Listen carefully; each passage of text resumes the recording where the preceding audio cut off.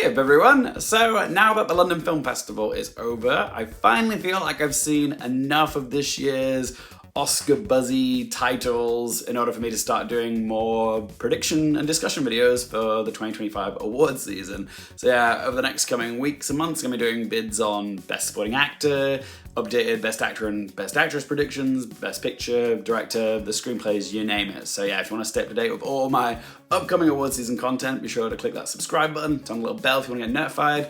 Do help me get to my end of year goal of getting to 10,000 subscribers. We're getting closer and closer to that finish line, but I really do need your help to do so thank you. Today I'm going to be giving you my current predictions for Best Supporting Actress as of November, but also give you some discussion on some other contenders in this category who we need to be keeping an eye out for. I'm going to start off the video by saying that out of all the 4 acting categories this year, this is the one that I feel the least confident on, both in terms of who I think is currently going to win and also who I think's even going to get nominated. To me, this has been a bit of a weak year for Best Supporting Actress, okay? There's not been that one supporting actress performance where everyone's collectively agreed, okay, this is our frontrunner. I mean, we do kind of have a frontrunner now, but I'll talk about that in a moment. But yeah, this category this year is a bit chaotic, okay? It's a bit topsy-turvy. No one's quite sure what's going on with it. So yeah, while I am going to give you my 5 for this category, it wouldn't surprise me if my predictions in this video are way off when they actually announce the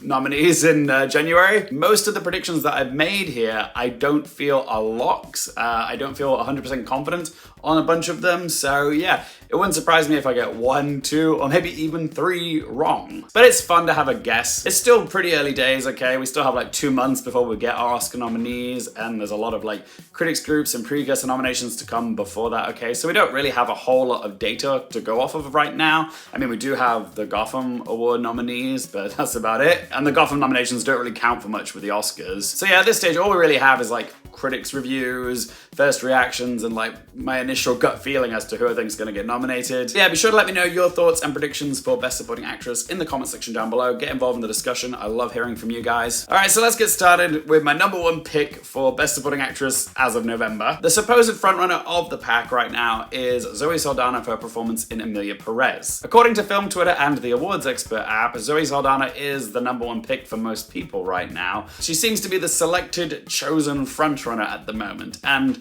I can totally see why, I understand why, and yet I personally don't have that surefire feeling that Zoe Saldana is going to be our Best Supporting Actress winner at the Oscars. At least not yet, anyways. A nominee, sure, probably, but a winner?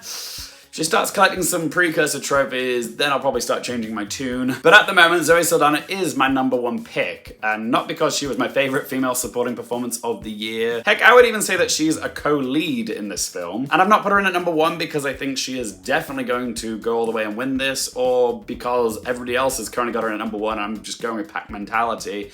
I've got her in at number 1 because right now, in the moment, she seems to make the most logical sense out of all the contenders that we've got. She's number 1 by default for me. And I will say for the record that I do think that she can win this, but I'm not quite there yet. I don't want to go on record saying that Zoe Saldana is going to be our Best Supporting Actress winner just yet, because I just don't feel it. But there is definitely a pathway for her to win. For one, she does have a sizable part in a film that has generated a lot of buzz and discourse. Again, it is sort of a leading performance, but there is enough flexibility here to justify Saldana going supporting. The main argument for that being that the title of this film is Emilia Perez. You can argue she is a supporting player to the titular Emilia Perez, playing this film by Carla Sofia Gascon. It's also a triple threat performance where we see Saldana acting, singing, and dancing. Like Ariana DeBose in West Side Story, it is a showcase performance for Saldana. I'm sure a lot of people didn't even know that she could sing or dance before they saw Emilia Perez. It was surprising to some, and we do like seeing actors surprise us with something unexpected. Also, there is the argument that supporting performances in musical films are shown a little bit more love by the Academy because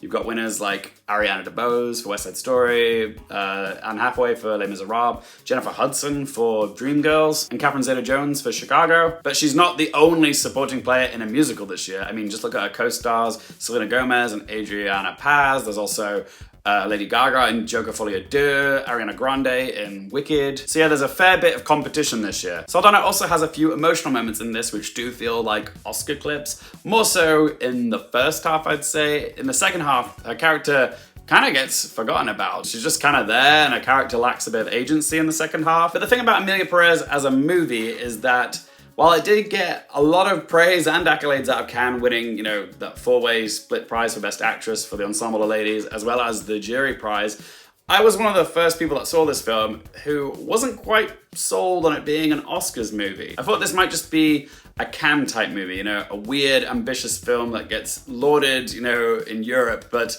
doesn't really track well in America. And it has done its stops on the festival circuit, and it has had mostly positive response, I'd say, but not everyone's as crazy about it as the initial first reactions that came out of Cannes. I talked to lots of people at the London Film Festival who didn't really like the film at all. And now that a few months has passed since its debut at Cannes, I actually feel like I'm no longer in the minority. I think a lot of people are quite mixed on this film, and I don't think it has like universal love. At the moment, I do think it will get some Oscar nominations, but I'm not expecting it to be a juggernaut, like a massive player. I feel like it's one of those films that people like it for its ambition, but don't really love it. Which is why I do think it will still get some Oscar nominations, because it is a film that is respected, even if it's not necessarily loved. So yeah, while I do think it's gonna get some nominations, I don't know if I can see it winning anything. Maybe Best Supporting Actress for Zoe Saldana.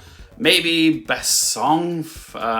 Couldn't tell you any song names from this movie. I've seen the film twice, and I can't remember a single song title name in this film. Best Song is a bit of a pitiful crowd this year, so maybe it could win in Best Song. Actually, I take it back. Its best chance of winning an Oscar will be for Best International Feature. This was France's submission.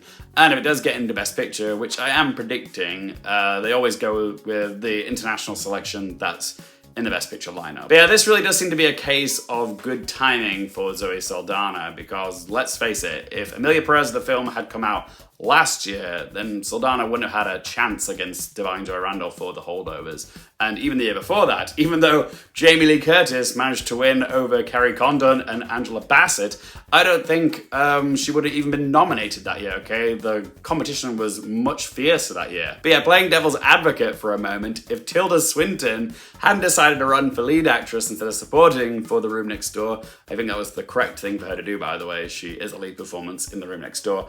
But yeah, if she hadn't decided to campaign for lead and decided to go supporting, it might be a very different race this year. I feel most people would probably have Tilda Swinton in their 5, if not at the #1 placement as well, because she is incredible in The Room Next Door. But yeah, it's weird how she has such a strong chance in supporting, because it's a meaty supporting co-lead part, really, that goes supporting. But in Best Actress this year, she's struggling to get into the 5 because it's even more competitive there. So yeah, timing and circumstances really have worked in Zoe Saldana's favor this year. Also, I just want to take a moment to clarify that I do like Zoe Saldana's performance in Emilia Perez. I do think she's great. And if she does end up going all the way and winning the Oscar, I will be happy for her. I'm not saying that she isn't worthy or that her performance isn't good enough. All I'm saying is that after having seen the film that she's in twice now, I never got that initial gut feeling reaction that she was going to be our Best Supporting Actress frontrunner. Sometimes you just know when you're watching an Oscar-winning performance, okay?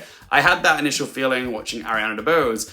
I didn't get it with Zoe Saldana, and that's just me being honest. But I would say it would be kind of cool if she did end up winning the Oscar and she's handed her Oscar by Robert Downey Jr., who won Best Supporting Actor last year, you know, one Avenger passing it to another Avenger. But yes, I do see the argument for her being the frontrunner currently. In this particular group of contenders for this year, she does make the most logical sense currently. Do I think she can win for this performance? Yes. Do I feel confident about it? Absolutely not. Honestly though, call me crazy, but even though a nomination seems very likely at this point, there's still a little part of me that thinks even Zoe Saldana could be snubbed. Like, I don't feel confident saying that she is 100% locked in for a nomination just yet. Is she like a potential Katrina Balfe in Belfast? Like, does she shockingly get bumped by one of her co-stars like Selena Gomez or Adriana Paz? It's unlikely, but crazier things have happened. My instincts tell me that we still have more to see in the Best Supporting Actress race. We did get the Gotham Award nominations a few days ago, and there wasn't any nominations for any of the cast of Emilia Perez, but again, the Gotham Awards don't really matter too much when it comes to predicting the Oscars. But until I see some evidence that says otherwise, I am going to keep her in at #1 for now. Alright then, so who do I have in at #2? Logic would dictate that it would be Saldana's biggest competition, right? But again, at this point, I don't actually know who that is. But I am going to go with someone who I feel pretty confident is, in fact, a lock for this category, and that is Felicity Jones for her performance in The Brutalist. Mark my words, The Brutalist is going to be a huge player at the 2025 Oscars, and I do think Felicity Jones will come along as part of its bundle of nominations. But do I think Felicity Jones could go all the way and win the Oscar? There is a world where the love for The Brutalist begins to snowball and it starts picking up steam in categories that we weren't expecting it to. I'm predicting that The Brutalist is going to get somewhere around 10 Oscar nominations, perhaps even more than that, and I do think it's going to be a credible contender to win in a bunch of categories, including Best Actor for Adrien Brody, Best Supporting Actor for Guy Pearce, Best Original Screenplay, Best Cinematography, Best Score, even Best Picture. And I can't rule out Best Director either, but I do think this is currently Sean Baker's to lose. But there is a possibility that Felicity Jones could emerge as a frontrunner for Best Supporting Actress, but I don't feel confident on that happening just yet. If I'm right about Adrien Brody and Guy Pearce being frontrunners in their categories, then it does seem quite unlikely that we're going to have a third performance from The Brutalist be, the front runner in Best Supporting Actress, okay? It just seems very unlikely that we're gonna have 3 performances win from the same film, only 2 years after Everything Everywhere All at Once did that. Yeah, it's very rare to see that happen. Like, there's only been 3 instances where 3 performances have won 3 acting Oscars. The first one was in 1951 for A Streetcar Named Desire, and it was 1976 for Network, and then most recently was Everything Everywhere All at Once in 2022. Besides, I do feel that Adrien Brody is probably the most likeliest performance from The Brutalist to win an acting Oscar.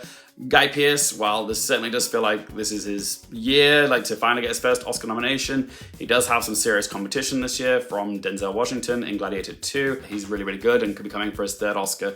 But yeah, are we gonna have Adrien Brody, Guy Pearce, and Felicity Jones all winning from the same film in the same year? Probably not. Also, with the Gotham Awards, both Adrien Brody and Guy Pearce did receive nominations for their performances in The Brutalist. Felicity Jones didn't. Again, it doesn't mean a whole lot. It doesn't mean Felicity Jones can't be nominated at the Oscars. It can just be seen as sort of an indication of which performances from The Brutalist people seem to be favoring. And at the moment, it seems to be the male performances, not Felicity Jones. But I still think she's getting in. But yeah, she is the only prediction in this video where I feel very confident that she is getting nominated. I can't say that about any of my other predictions, not even Zoe Saldana. There's a little bit of doubt, or sometimes a lot of doubt, that I think they're even going to get in some of these picks. So yeah.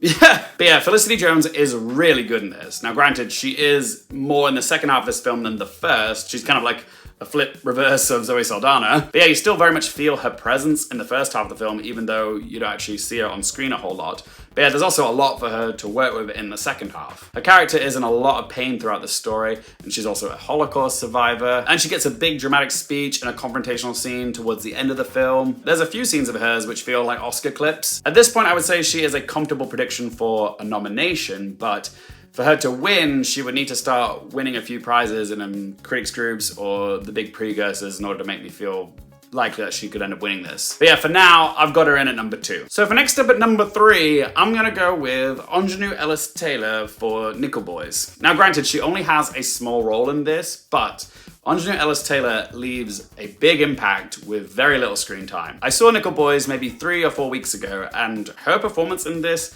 still stands out to me as one of the most memorable aspects of this film. She's delivering one of those performances which kind of feels like Regina King in If Beale Street Could Talk. But yeah, they're both caring maternal figures. But Regina King did have a lot more to work with in that film as opposed to Ingenue Ellis-Taylor in this film. I certainly don't think that Ingenue Ellis-Taylor is a lock at this point. She's also somebody who's already in the club with a previous nomination for King Richard. She did miss at the Gotham Awards in the supporting category, but again, it doesn't mean much. But I do think that Nickel Boys is gonna play well with the Academy. And I can see her being singled out as the performance that comes along with Nickel Boys' Oscars bundle package. The 2 boys in this, Ethan Heresy and Brandon Wilson, are gonna have a tougher time getting nominated for their performances because they are both newcomers, they're both quite young, and they're in very competitive categories this year. Whereas I think, given that this is a weaker year for Best Supporting Actress, I do think there is room for Ingenue Ellis-Taylor to show up here. I'm not saying she's a lock, but her performance has stayed with me since I saw Nickel Boys, and I think it will stay with some voters, so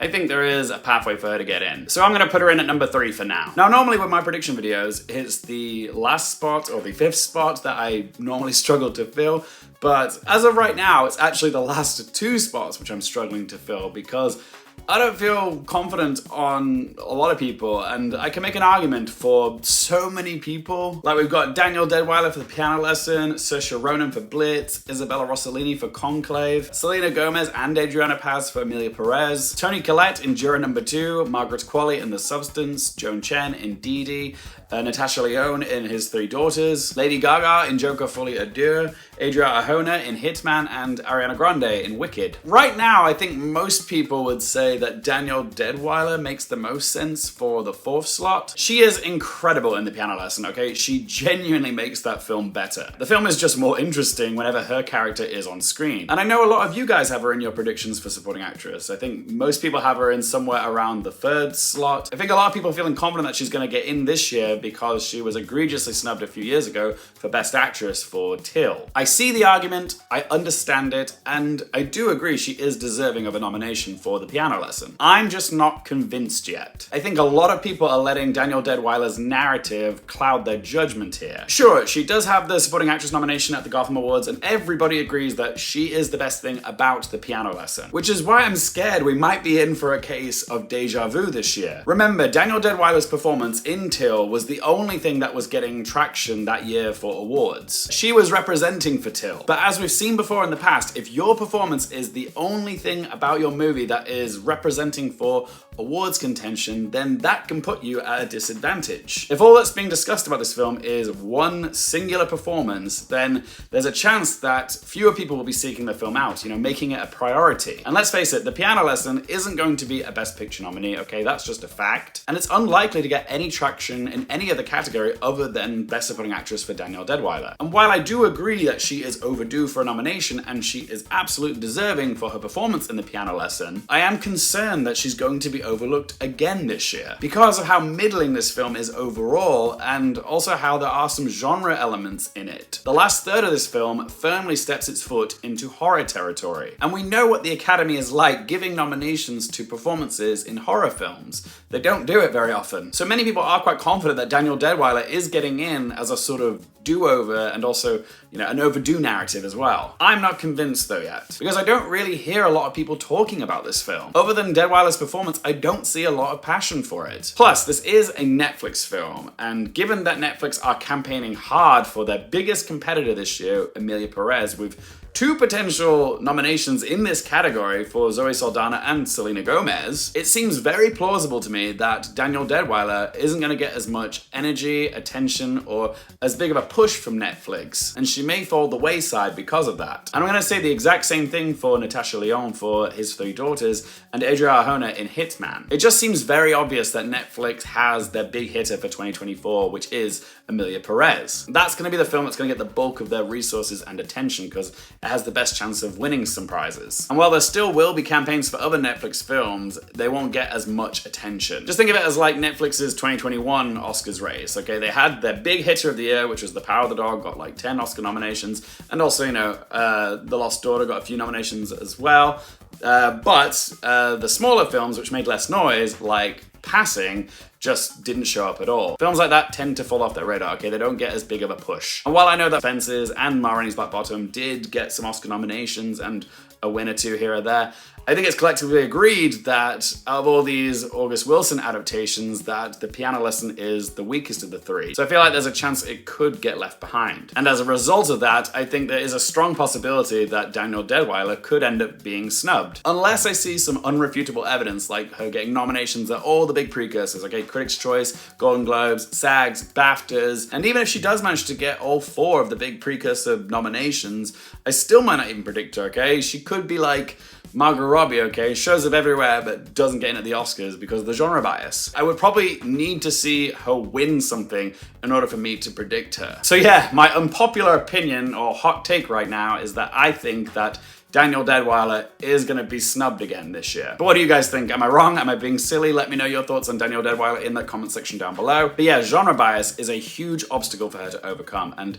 everybody seems to be ignoring it at the moment. But I just don't think that The Piano Lesson is buzzy enough to get her over the line. Unless she can pick up momentum and sustain it, I don't want to give her one of my 5 slots. I mean, I do. I think she is deserving of the nomination. It's just, I don't know if I see it happening. I could be very wrong like I was for Jamie Lee Curtis. But for me, I'm gonna stick with my gut feeling and leave her off of my predictions. Plus, I think it's just very boring if you just predict what everyone else is predicting. Like, it's good to have a different opinion, okay? Even if you end up being wrong, it's just more interesting than, you know, being a sheep and following what everyone else does. Also, speaking of genre bias, I'm not going to be putting Margaret Qualley in at slot number 4 or 5 for her performance in The Substance. I do think, given the critical and audience reactions to this film, as well as the cultural impact it's had and the money this movie has made at the box office, I do think there is a slim chance that maybe Demi Moore could surprise in Best Actress. It's slim, but it is possible. It's kind of my wishful thinking pick of the year. I don't feel the same way, though, for Margaret Qualley. Despite how great she is in The Substance, Moore just makes more sense, really. Okay, she's had no previous nominations, a long career,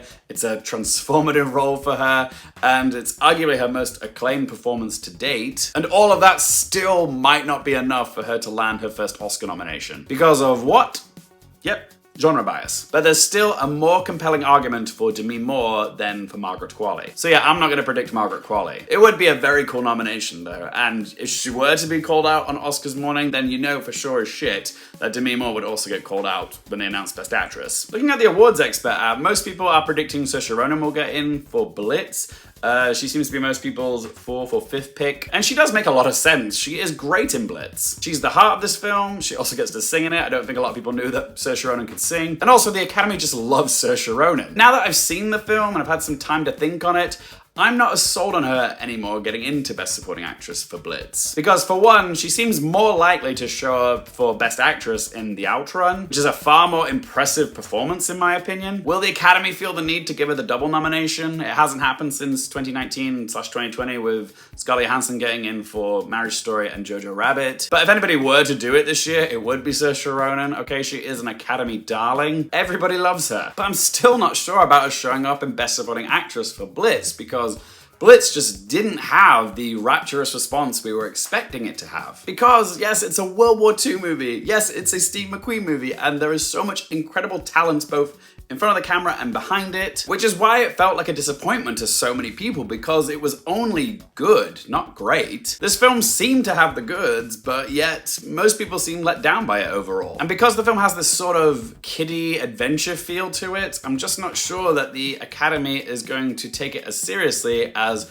other World War II films that they have done in the past. I'm not sure it's going to be as big of a player as we thought it would be, although I could be wrong. It is a weaker year, and this film could just skate through because of the talent that's attached to it. And while I do think that Saoirse Ronan is Blitz's best chance for an acting nomination, I don't think she is a lock for Best Supporting Actress, not even close. At the moment for me, she is a strong maybe. Then we have the possibility of Isabella Rossellini, who could get in for her small but impressive part in Conclave. Like Demi Moore, Isabella Rossellini has never been nominated for an Oscar before, and given her international appeal, overdue narrative, and the fact that her performance is in one of this year's biggest players, she could show up in Best Supporting Actress. Kind of like America Ferrera in Barbie last year, which, as soon as I said it, I know it sounds weird, it's a very odd comparison, but hear me out, okay? When you've got a film that's very popular and is in contention for a lot of other Oscar nominations, a supporting performance can come along with it. Maybe a more appropriate comparison would actually be Marina di Tavira in Roma. And while I will say that Conclave is the Ralph Fiennes showcase and the most likely performance from the film to get an Oscar nomination, Isabella Rossellini does a lot with very little screen time, and even when she's not on screen, you do feel her presence throughout the film. And after the huge success of Edward Berger's previous film, All Quiet on the Western Front, voters are going to be seeking Conclave out, okay? They are going to be watching it, and I do believe that Conclave is going to be a player nominations-wise. So it is possible that we could see Isabella Rossellini or Stanley Tucci come along as part of the Conclave nominations bundle. She's earned enough good favor over the years, so I do think it could happen. I've not seen Didi or Juror Number 2 yet, so I can't say whether Joan Chen or Toni Collette deserves to be in the conversation, but some people believe so. Toni Collette is certainly deserving of a second Oscar nomination by now. Okay, it's been, what, 24 years since she got her first and only Oscar nomination for Best Supporting Actress for The Sixth Sense. But it really doesn't seem like Warner Brothers is pouring much of their resources into Juror number 2. Like, the distribution of this film has been very quiet. I haven't seen much marketing for it. They bumped the release of this film up to November, so you would think that would be, a ploy for awards attention. But other than it being released early, there hasn't been a lot of noise surrounding this film, even though the reviews for this film have been generally quite favorable, and the fact that it's directed by an Academy legend, Clint Eastwood, there just doesn't seem to be much of a push for Juror number 2. Now, I know Didi has made some noise since its debut at Sundance. There is passion for this film and for Joan Chen, but again, she's sort of this film's only representation for awards consideration, so she may struggle. Plus, she did also miss at the Gotham Awards, and if there was one place where Joan Chen should have shown up in an awards body, it would have been the Gothams, okay? This is the type of movie that they usually go for. Now, let's discuss the 3G pop stars that are all vying to get into Best Supporting Actress, okay? We've got Lady Gaga, Selena Gomez, and Ariana Grande. I will say nominating any one or more of these pop stars would be very good for the Oscars in terms of ratings, but there's a very strong possibility that none of these singers are going to show up. Regardless of their fan bases, regardless of how exciting the possibility may be, let's start off with Lady Gaga. Given Joker Folie d'Or's abysmal reception from critics, audiences, and at the box office, it seems very unlikely that Lady Gaga is going to get nominated for her performance as Harley Quinn, which is a shame because I thought she was actually quite good in this movie. Even if she decided to campaign her heart out, it's unlikely she would have enough support to garner a nomination for such an unlikable film. As for Selena Gomez, it's not impossible. Emilia Perez does have its supporters. It also has international appeal. The same can be said about Selena Gomez herself. And there's every chance that voters could go all in on Emilia Perez and Selena Gomez coattails off Zoe Saldana. And we usually do get one instance per year of 2 performances from the same movie showing up in a supporting acting category. Recent examples include Jamie Lee Curtis and Stephanie Hsu in Everything Everywhere All at Once, Daniel Kaluuya and Lakeith Stanfield in Judas and the Black Messiah, Barry Keoghan and Brendan Gleeson in Banshees of Inisherin, Cody Smith-McPhee and Jesse Plemons in The Power of the Dog, and Emma Stone and Rachel Weisz in The Favourite. In fact, last year was the year that broke the trend, because I think a lot of people were expecting Mark Ruffalo and Willem Dafoe to both show up for their performances in Poor Things, but Willem Dafoe missed. Could we see Emilia Perez pull it off this year? I personally don't think it's going to happen. I will say I know that Adriana Paz was part of the ensemble of ladies who won Best Actress at Cannes for this film, but she has practically zero chance. But Saldana and Gomez is a possibility I could see happening. I'm just not going to predict it. Again, I'm just not sure if there's enough passion for Emilia Perez that we see 2 performances show up in Best Supporting Actress. Then again, it is a weak year for Best Supporting Actress, so who knows? All right, now let's talk about Ariana Grande. Okay, there's still, a few weeks before Wicked is released in theaters. And as of recording this video, only a handful of top critics and quite a lot of influencers have seen this film. So it is hard to take those first often hyperbolic reactions seriously. But solely based off the reactions of those few critics whose opinion I actually trust, it does seem like Ariana Grande could actually show up in Best Supporting Actress. To my surprise, a nomination does actually seem possible for her. She's received nothing but praise for her performance. I've seen people commenting on her comedic timing is impeccable, saying how even though everyone knows Glinda the Witch, she's managed to put her own spin on it, okay? She's made the role her own, and that's difficult to do with a part like this. Now, it could just be first reaction hyperbole. Lord knows that Ariana Grande has the most vocal stan base on Twitter. They are rooting for her to get into Best Supporting Actress, and those first reactions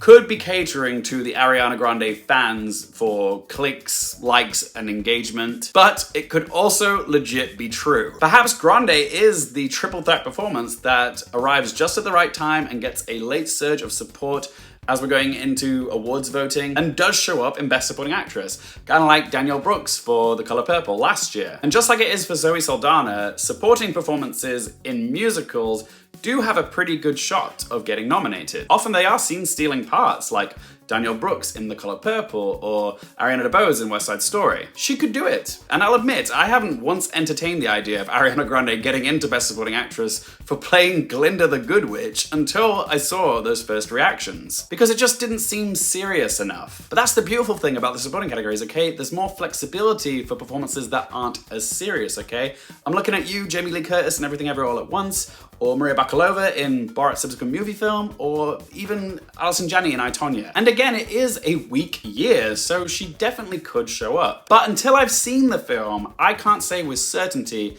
that she will. Okay, seeing is believing, so we shall see. So yeah, everybody that I've just mentioned feels like are contenders for the 4th and 5th slot. If there's anybody that I've missed, please do let me know in the comment section down below. Again, I would not be surprised if the people that I pick now don't show up in January. I don't feel remotely certain about either of these picks. But for slot 4, just based off how well the film has been received overall and how big of a player I'm expecting the film to be, I'm gonna give slot number 4 to Isabella Rossellini for Conclave. I could definitely be wrong about this, okay? She is in no way a safe prediction, at least not right now, but she's a celebrated figure from the industry. She's never had an Oscar nomination before. She's got international appeal, and Conclave will be seen by lots of people and will receive lots of other Oscar nominations, so I think she will be in voters' minds when they come to fill out their ballots. So for now, I'm gonna give her a slot. As for the 5th and final spot, there is a part of me that really wants to give this to Danielle Deadwyler because she really deserves to be here. But this isn't about who I think deserves to be here, okay? It's about who I think will actually show up. I am skeptical that Danielle Deadwyler will overcome the genre bias or that Netflix will push a strong campaign for the piano lesson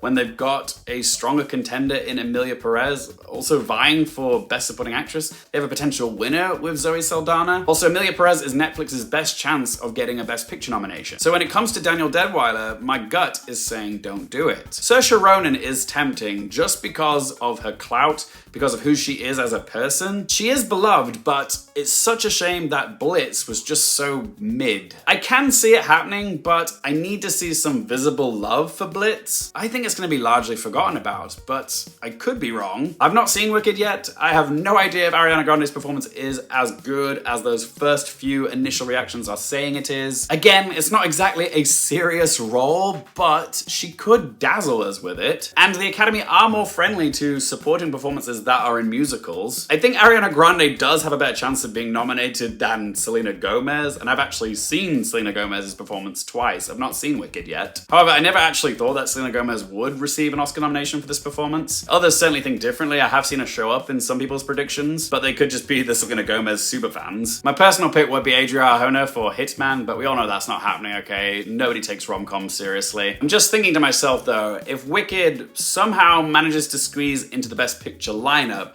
could Ariana Grande come along as part of the Wicked nominations bundle? Production design, costumes, sound, Best Picture, Ariana Grande for supporting actress. I'm concerned that we're putting too much stock in the idea of Glicked, you know, Gladiator and Wicked being the Barbenheimer of 2024 and it having sort of the same repeat success at the Oscars. That's the thing, it could all just be like recency bias of what happened last year. But there is part of me that thinks it could happen, but there's another part of me that thinks that maybe Wicked is just the color purple of 2024, you know, the big movie musical that arrives at Christmas that has insane first reactions, people saying it's the cinematic event of the year, that it's gonna get loads of Oscar nominations, and then it only just manages to get 1 or 2. I could also see that happening. But the thing about Wicked is, it is going to make money. It's got Barbie levels of hype. It is going to be seen and discussed. In fact, it already is. I feel very attacked! So if it does land with the critics, maybe it does squeeze in the Best Picture. There usually is a couple of big blockbusters in the Best Picture lineup, and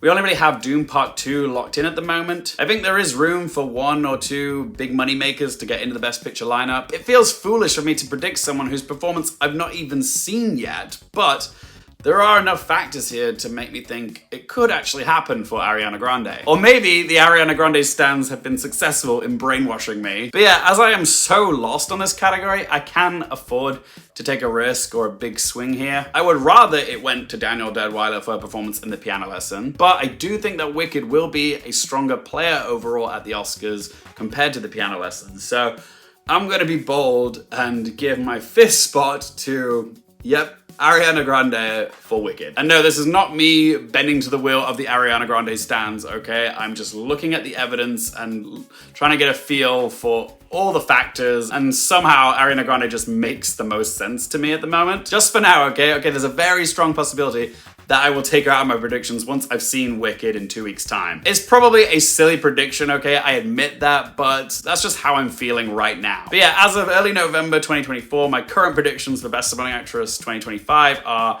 Zoe Saldana, Felicity Jones, Ingenue Ellis-Taylor, Isabella Rossellini, and Ariana Grande. And apart from Felicity Jones, I don't think any of my predictions are locked in yet. What do you guys think of my current predictions for Best Supporting Actress? And do let me know your predictions for this category in that comment section down below. Get involved in the discussion. Always love hearing from you guys. If you have enjoyed the video, please do help me out by hitting that little thumbs up button. I've got loads more Oscar prediction videos coming up over the coming weeks and months. So yeah, if you haven't done so already, do help me hit my end of year goal of 10,000 subscribers by hitting that little subscribe button. And as always, thank you guys so much for watching. For more things related to movies, TV, the Oscars, and popcorn culture, I'm Luke Carefield, and I'll see you next time.